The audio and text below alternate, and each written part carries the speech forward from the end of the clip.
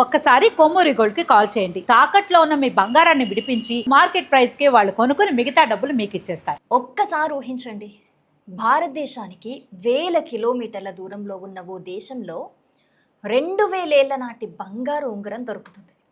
దాన్ని కరెక్ట్గా పరిశీలిస్తే కనుక దాని మీద మన భారతదేశానికి చెందిన ప్రాచీన బ్రహ్మి లిపి కనిపిస్తుంది. ఆ క్షణంలో చరిత్రకారులు కూడా ఆశ్చర్యపోయారు. అవును, తాజాగా థాయిలాండ్లో జరిగిన ఈ తవ్వకాల్లో మరోసారి ప్రపంచానికి ఒక విషయాన్నైతే ఈ తవ్వకాలు గుర్తు చేస్తాయి. అదేంటంటే భారతదేశం కేవలం ఒక దేశం మాత్రమే కాదు, వేల ఏళ్ల క్రితమే ప్రపంచంతో బలమైన సంబంధాలు ఏర్పరచుకున్న ఒక నాగరికత. ఇప్పుడు అసలు ఏం జరిగింది అనేది చూద్దాం. థాయిలాండ్లోని పెట్సబురి ప్రావిన్స్లో డాన్ యై థాంగ్ అనే ప్రాంతంలో పురావస్తు శాఖ తవ్వకాలైతే చేపట్టింది. అయితే అక్కడ దాదాపు 2000 సంవత్సరాల నాటి ఒక మానవ అస్థిపంజరం సమీపంలో 2 బంగారు ఉంగరాలు అయితే బయటపడ్డాయి. వాటిలో ఒక ఉంగరంపై బ్రహ్మి లిపిలో పుసారఖితస అనే పదం చెక్కబడి ఉందన్నమాట. సో ఈ పదానికి అర్థం ఏంటి అని మనం చూస్తే గనక పుష్య నక్షత్రం చేత రక్షింపబడే వ్యక్తి. అంటే మన దగ్గర కొన్ని రాళ్ళు జాతకానికి సంబంధించి రక్షణ కోసం అని చెప్పి ఎప్పటి నుంచో కూడా ఆ సంప్రదాయం అనేది ఉంది కదా మన భారతదేశానికి సంబంధించి, అలా అన్నమాట. సో మన భారతదేశ జ్యోతిష శాస్త్రంలో పుష్యమి నక్షత్రాన్ని అత్యంత శుభప్రదమైనదిగా భావిస్తారు. ఈ విషయం మన అందరికీ తెలిసిందే. అంటే ఆ ఉంగరం భారతీయ సంస్కృతి, భారతీయ ఆలోచన విధానానికి ప్రత్యక్ష నిదర్శనంగా మనకు అక్కడ కనిపిస్తుంది. అయితే పురావస్తు నిపుణుల అభిప్రాయం ప్రకారం అయితే ఈ ఉంగరం భారతదేశానికి చెందిన సంపన్న వ్యాపారికి చెందినదై ఉండొచ్చని వాళ్ళు అది చూశాక భావిస్తున్నారనమాట. అంటే ఇప్పటి నుంచి 2000 సంవత్సరాల క్రితమే భారతదేశం థాయిలాండ్ మధ్య వ్యాపార సంబంధాలు కొనసాగినట్లు ఇది మనకి కరెక్ట్గా స్పష్టం చేస్తుంది. కానీ ఇది కొత్త విషయం అయితే మనకు కాదు. ఎందుకంటే ఇంతకుముందు కూడా ప్రపంచంలోని ఎన్నో దేశాల్లో భారతదేశ ఆనవాళ్ళు బయటపడ్డ విషయం మనందరికీ తెలిసిందే. ఫర్ ఎగ్జాంపుల్, ఇండోనేషియాలోని బాలి ద్వీపాన్ని తీసుకుంటే కనుక ఇప్పటికీ అక్కడ రామాయణం, మహాభారతం ఆధారంగా నృత్య ప్రదర్శనలు జరుగుతూ ఉంటాయి. స్టిల్ ఇప్పటికీ కూడా. సో వేలాది మంది ప్రజలు సంస్కృత మూలాలున్న పేర్లను ఉపయోగిస్తూ ఉంటారు. అక్కడి స్ట్రీట్స్లో కావచ్చు, టెంపుల్స్లో కావచ్చు, భారతీయ సంస్కృతి అయితే మనకి అక్కడ కొట్టొచ్చినట్టుగా కనిపిస్తుంది. ఇక కంబోడియాలోని ప్రపంచ ప్రసిద్ధ అంకోర్ వాట్ ఆలయం, ఇది ప్రపంచంలోనే అతిపెద్ద హిందూ దేవాలయంగా నిర్మించబడింది. ఆ గోడల మీద రామాయణం, మహాభారతం ఘట్టాలు చెక్కబడి ఉండటం అస్సలు యాదృచ్ఛికం కాదు.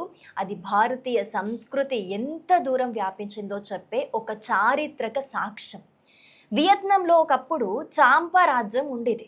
ఆ రాజ్యంలో సంస్కృత శాసనాలు, శివాలయాలు, హిందూ దేవతల విగ్రహాలు ఇప్పటికీ కనిపిస్తుంటాయి. మలేషియా, మయన్మార్ ప్రాంతాల్లో కూడా బ్రహ్మీ లిపి, సంస్కృత శాసనాలు అనేక చోట్ల కూడా బయటపడ్డ దాఖలాలు ఉన్నాయి. ఇంకా శ్రీలంకలో అయితే రామాయణానికి సంబంధించిన అనేక ప్రాంతాలు ఇప్పటికీ పర్యాటకులను ఆకర్షిస్తూనే ఉన్నాయి. అక్కడ కూడా భారతీయ నాగరికత ప్రభావాన్ని చరిత్ర స్పష్టంగా మనకు చూపిస్తోంది. ఇంకా ఆశ్చర్యమైన విషయం ఏంటంటే ఓమన్, యునైటెడ్ అరబ్ ఎమిరేట్స్, ఈజిప్ట్ వంటి దేశాల్లో కూడా భారతీయ వ్యాపారులు ఉపయోగించిన వస్తువులు, మసాలా దినుసుల ఆధారాలు, పురాతన నాణాలు గతంలో చాలా పరిస్థితుల్లో బయటపడ్డ విషయం మనకు తెలిసిందే. ఇవన్నీ కూడా ఒక్క విషయాన్ని అయితే క్లియర్ చేస్తున్నాయి. ఏంటి అంటే భారతదేశం అప్పట్లో ప్రపంచాన్ని జయించింది యుద్ధాలతో కాదు, వ్యాపారంతో, జ్ఞానంతో, సంస్కృతితో. తిరిగి ఇప్పుడు థాయిలాండ్ విషయానికి వస్తే కనుక ఈ తవ్వకాలు బ్యాంకాక్ నైరుతి దిశలో సుమారు 130 కిలోమీటర్ల దూరంలో అయితే జరుగుతున్నట్లుగా తెలుస్తోంది. మొదట అక్కడ వరి పొలంలో పురాతన కాంస్య డ్రమ్ ముక్కలైతే, గాజు ముక్కలైతే కనిపించాయి. సో దాంతో పురావస్తు శాఖ తవ్వకాలను అయితే ప్రారంభించింది. తర్వాత వరుసగా 8 మానవ అస్థి పంజరాలు, బంగారు ఆభరణాలు, కాంస్య వస్తువులు, విలువైన కుండలన్నీ కూడా బయటపడ్డాయి. వాటిని పూడ్చిపెట్టిన విధానాన్ని బట్టి చూస్తే గనక అది సాధారణ సమాధి అయితే కాదు. ఆ కాలంలో సంపన్నులు లేదా ఉన్నత వర్గాలకు చెందిన వాళ్ళు ఉంటారు కదా, వారి అంత్యక్రియలు నిర్వహించే ప్రత్యేక స్థలం అని అక్కడ అధికారులు ఒక నిర్ధారణకైతే వచ్చారు. సో మరో నెల రోజుల్లో ఈ తవ్వకాలు పూర్తయ్యాక ఈ అరుదైన చారిత్రక వస్తువులను ప్రజల సందర్శనార్థం ప్రదర్శనకైతే ఉంచనున్నారు. అయితే ఈ థాయిలాండ్ ఉంగరం కేవలం ఒక బంగారు ఆభరణం మాత్రమే కాదండోయ్. అది 2000 సంవత్సరాల క్రితమే భారతదేశం ప్రపంచంతో ఏర్పరచుకున్న సంబంధాలకు ఒక సజీవ సాక్ష్యం అని మనకి క్లియర్‌గా అర్థమవుతుంది. అందుకే చరిత్రను చదివితే గనక ఒక విషయం మనకి స్పష్టంగా అర్థమవుతుంది. భారతదేశం ప్రపంచానికి కొత్తగా పరిచయమైన దేశమేం కాదు. వేల సంవత్సరాల క్రితమే ప్రపంచం నలుమూలలా తన ముద్ర వేసిన నాగరికత. అందుకే భారత చరిత్రను కేవలం భారత్ మ్యాప్‌లో వెతికితే కనిపించదు. ప్రపంచ మ్యాప్ మొత్తాన్ని చూస్తేనే భారతదేశం ఎంత గొప్ప నాగరికతో అర్థమవుతుంది.